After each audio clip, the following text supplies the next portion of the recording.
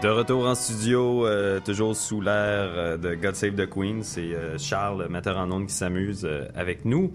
Donc, vous écoutez toujours les Étés généraux. Donc, on reçoit Renaud Gignac. Je pense qu'avant la pause, je l'ai peut-être présenté comme Renaud Gignac. Je m'en excuse, monsieur Gignac. Il n'y a vraiment pas de problème. Donc, vous êtes chercheur à l'IRIS, diplômé en droit de l'Université Laval et vous complétez en ce moment votre maîtrise en sciences économiques à l'Université du Québec à Montréal, à l'UQAM.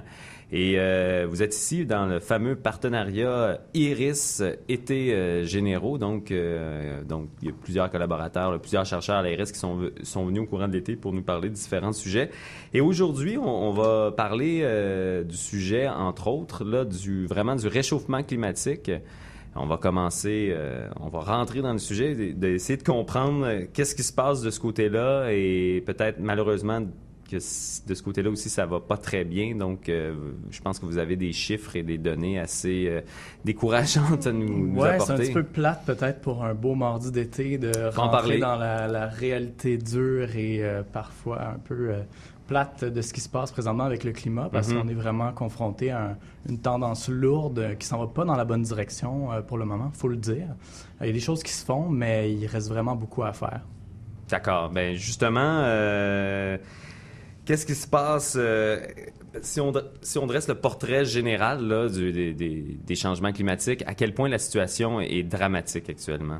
Bien, si on voulait... en fait, il y a comme une donnée qui circule beaucoup dans les conférences internationales. On en entend parler dans les journaux. C'est le fameux 2 degrés Celsius.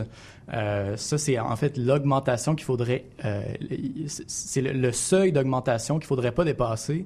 Sinon, on s'embarque dans une nouvelle planète, carrément. On modifie l'équilibre naturel de la planète, puis on ne sait pas vraiment comment elle va réagir, cette planète-là, après 2 degrés Celsius.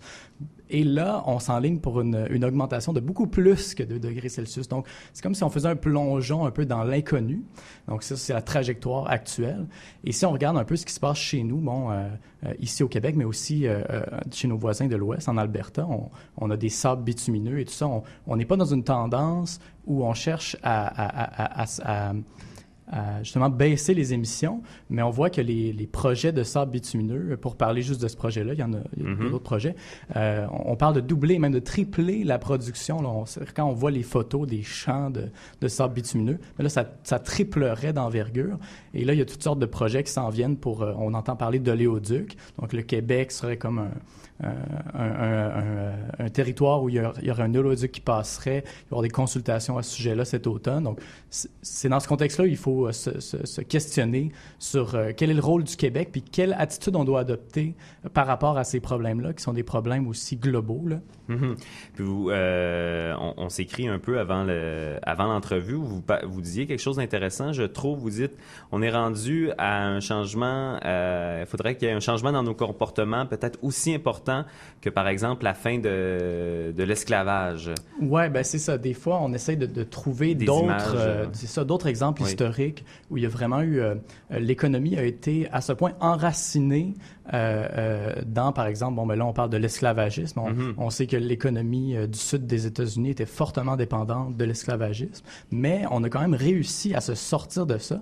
Bon, là, c'est peut-être pas le meilleur exemple parce que ça a pris une guerre, mais dans le cas des sables bitumineux, il y a vraiment des communautés entières, puis même presque un pays au complet, le Canada, qui est fortement dépendant des revenus des sables bitumineux pour à peu près tout, là, autant les paiements de péréquation à l'extérieur des sables bitumineux. Mais si on regarde dans les communautés plus locales comme Fort McMurray, c'est une ville qui fonctionne presque exclusivement grâce aux sables bitumineux. Donc, de demander aux gens, justement, de changer complètement leur mode de vie dans certaines régions pour faire face à un défi d'une ampleur sans précédent pour l'humanité, c'est vraiment un défi de nature globale qui est un peu sans précédent.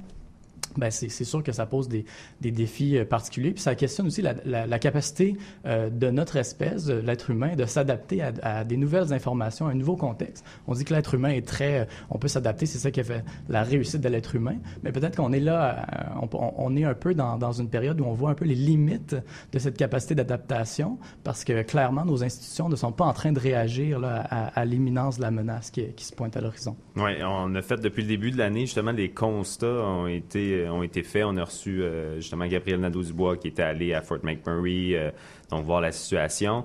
Puis vous dites aussi quelque chose d'intéressant, lorsqu'on échangeait des courriels toujours, vous dites aussi qu'il faut peut-être concevoir les choses non plus de manière simplement dans une perspective du nationalisme, par exemple, donc améliorer les choses au Québec ou au Canada, mais aussi il faut voir que notre empreinte carbone, elle est globale.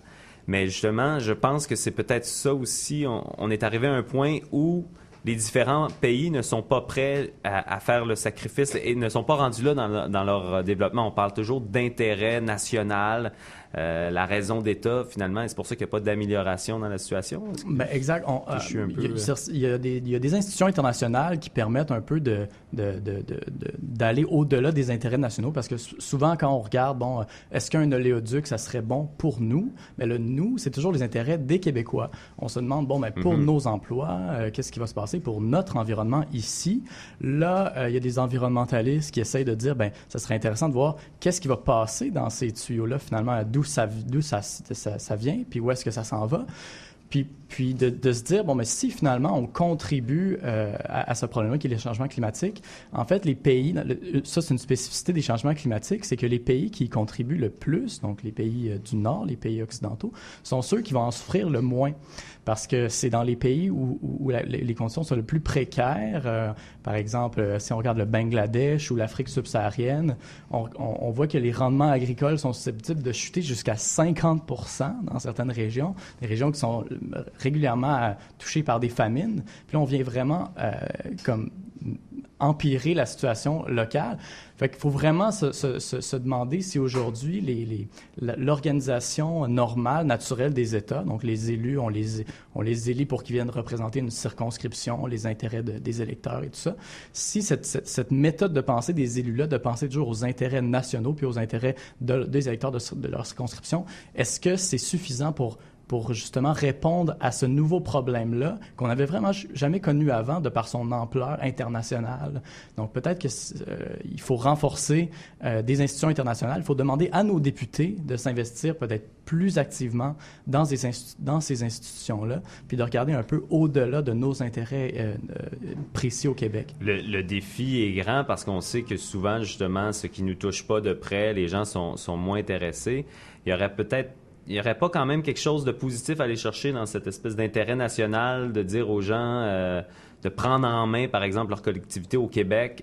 On le sait, là, il va y avoir des débats à l'automne sur les enjeux énergétiques, une commission qui a été lancée par la stratégie énergétique doit être renouvelée. Donc là, il y a toute une série de consultations. C'est déjà commencé d'ailleurs. Donc il faut justement il faut que les Québécois, peut-être, en tout cas là, dans ce cas-ci, qui nous occupent, se réapproprient leurs institutions, puis qui comprennent ces enjeux-là? Bien justement, le fait d'avoir des lieux pour aller exprimer nos idées, peut-être que notre spécificité québécoise, on peut la comprendre avec une conscience internationale.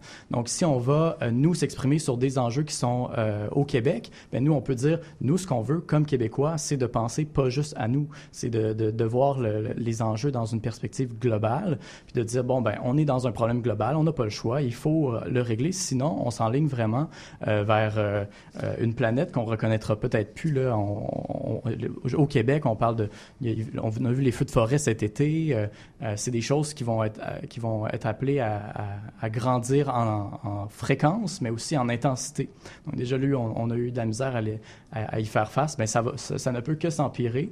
On a vu beaucoup d'inondations, etc. Donc, si on veut vraiment s'attaquer à ces problèmes-là, on ne peut pas juste aller éteindre les feux, mais il faut vraiment s'interroger sur la source des problèmes. C'est pour ça que s'il y a des gens qui sont membres de groupes environnementaux, de partis politiques, toutes ces instances-là vont aller dans les forums de consultation défendre la nouvelle stratégie énergétique. Il va y avoir aussi les consultations sur les oléoducs. C'est important de s'informer, de participer, parce que finalement, c'est nous qui décidons. C'est ce que la démocratie veut. Puis si on veut la faire vivre, il faut aller dans ces institutions-là. Et on recevait donc un autre chercheur de l'IRIS, il y a quelques semaines.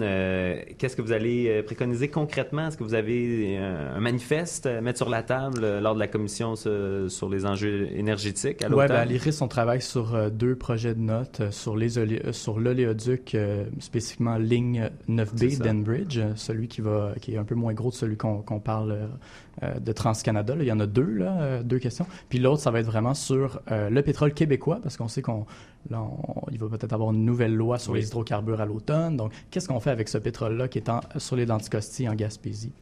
Oui, c'est un gros défi parce que le Parti québécois est tenté d'aller de ce côté-là, donc puiser cette ressource. Oui, on parle beaucoup de problèmes d'endettement et tout ça. Ouais. En fait, c'est toujours la rationalité de l'emploi et de la dette publique qui, si vous allez voir en Alberta, quand on parle dans les débats publics, puis justement, il faut arriver à dépasser cette rationalité-là d'emploi. C'est très important, mais peut-être que de toujours chercher à la plus grande production, peut-être que finalement, il y aurait peut-être des autres alternatives à trouver l'emploi, à rechercher le plein emploi. Puis peut-être qu'il faudrait regarder du côté justement de la réduction du temps de travail, comme d'ailleurs ils ont fait en France, de passer...